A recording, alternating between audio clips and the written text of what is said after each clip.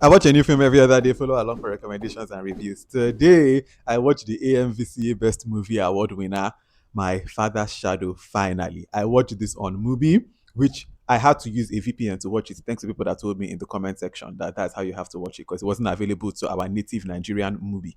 Also, since I'm already here, thank you to the people that really took it upon themselves to send me other links to watch the film through DMs. Like, thank you for just even caring enough to send that to me. Like, I really appreciated the thoughts to send me the links. But like I told a couple of you in the DMs, because I can respond to everybody, I have a personal thing where I just try to watch Nigerian films like legally or like with financial support. I try to like really support Nigerian films in that way, just because I have a personal thing that I feel like our industry is still very undervalued, underfunded. So whenever I can support legally or financially, I try as much as possible to. So that's why I didn't really use the link. But thank you so much for like sending it out and for thinking about your boy. Thank you.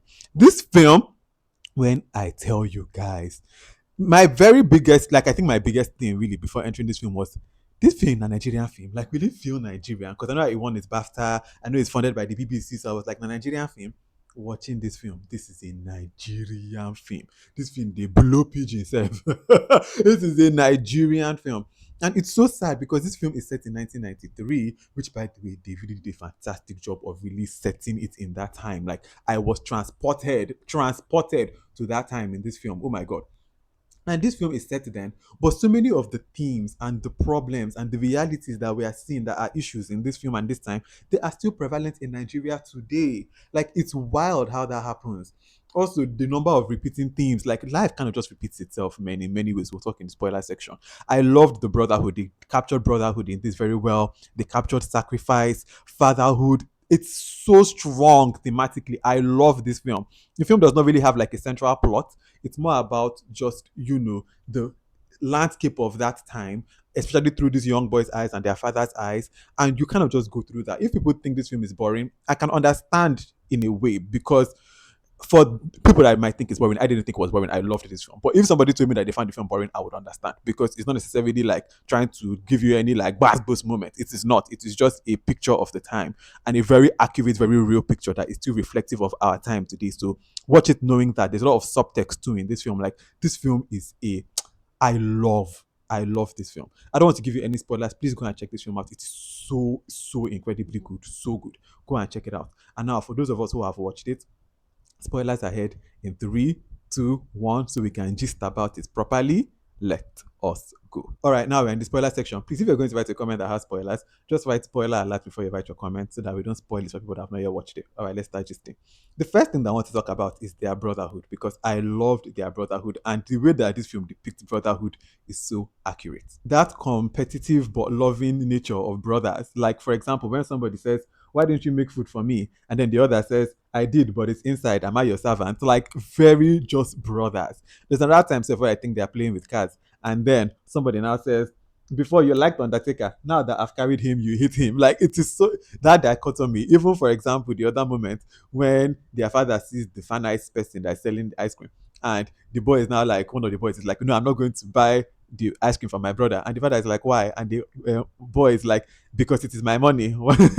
Like it is just that nature that they both understand each other more than even their parents do. For example, when the father is like, oh, why are you not eating the food? And the other brother is like, he does not like onion. So like they understand each other, they love each other, but they still have that, competitive spirit with each other. It is brotherhood enacted well. Like I was remembering my own brothers, my own friends, like my whole brotherhood of people and men in my life. Like it's very accurate depiction of it. Very accurate. In many ways too, it also reminded me of childhood, of growing up as a Nigerian child in Nigeria. Like just seeing, right, because this is their first time in the city. And I was remembering when I traveled with my own parents to just across Nigeria, and you're seeing things for the first time. This one that they're selling here, this woman here, this person on the street. You're seeing a beggar for the first time, like all these things. It was just really seeing life through the eyes of a Nigerian child again, and I was reminded watching it of my own childhood in ways. Like this film was so it depicted it so well. I won't lie, so well. And then let's talk about the story itself. When this film starts, and the boys are just alone in their house and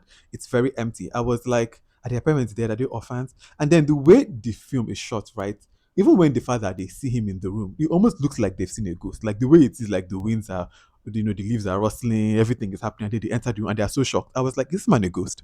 But when you watch it, you're now good, like, oh yeah, the filmmakers were intentionally making him feel like a ghost because to his children, he feels like a ghost. He's not really here all the time. This is what I mean about the subtext. Like, this film has a lot of subtext that I just love. They didn't really have to spell it out for you, but you get it. And then you're just talking about Nigeria's problems that still persist, like fuel scarcity persist, bank wahala persist, government owing salaries persist. Those people that commit every bit of Nigeria's problems into prayer and don't actually do anything like to take action is still very much prevalent with us today. Political corruption still very much prevalent. Like, the themes that this film raises and just the sad reality that this was in 1993 and in 2026, so much of this still persists. Somebody in this film says, Nigeria go better, even though better for our time, it go better for our children time. And yet, as I'm saying, here we are in 2026. Is it that much better? Like, this film is really raising these questions that I love.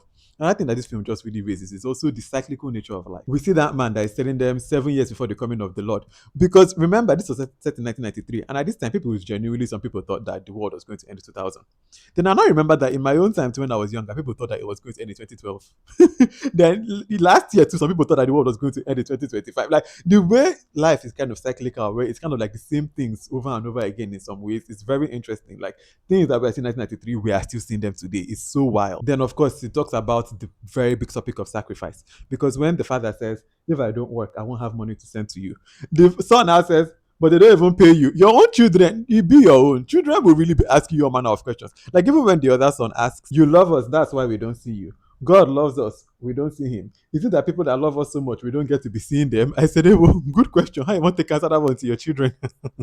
Very good question. But then the film just highlights, the sacrifices of a father. Because the man is, as he's saying, his father told him to be a provider, and like the work of a man is to provide, which is very real. But his children too don't really see him. And it's just that balance that when the man says, I want to be with you and your mother always, but life is not like that. Nigeria is hard. I said or more. A word was spoken. Like, that is just the sad reality of many Nigerian families. Like, wanting to be there and just have this soft moment with your family and your loved ones, but dealing with the harsh realities of Nigeria and the world. Mm, Then it also talked about the annulment of the elections after MKO Abiola was, the popular vote in the elections in 1993, and then the results were annulled, and the chaos that ensued after that. Again, political corruption, political mess, people trying to, force their political agenda on people. Still today, these issues persist. God, like Nigeria, we need to go forward, man. And then ultimately, the film ends, and I want to talk about something that was just, oh my God, grief. Because the film, it kind of starts off with the boy saying, my father, I will see you in dreams. And then this film ends with that same, my father, I will see you in dreams. Or is it, dear father, I will see you in dreams? When the father is telling the son on the beach that he used to see his own brother in dreams because the brother was not at peace. And then when he now finally called his son, Remy, he stopped seeing his brother in dreams. That means that his brother had now found peace.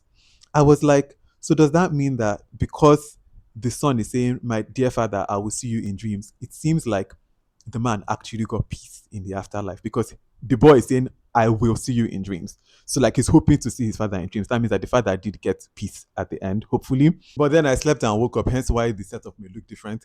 And I was thinking about this through the night that I will see you in my dreams can also mean that he will see his father in his dreams, like emphatically. That means that the father maybe does not have peace. So it's open ended. So it could mean that I will see you, dear father, I will see you in dreams in hopes, meaning that the father did get peace, or it could also mean, dear father, I will see you in dreams, as per like, I will see you, like a definitive knowing, meaning that the father did not get peace. So it's open ended.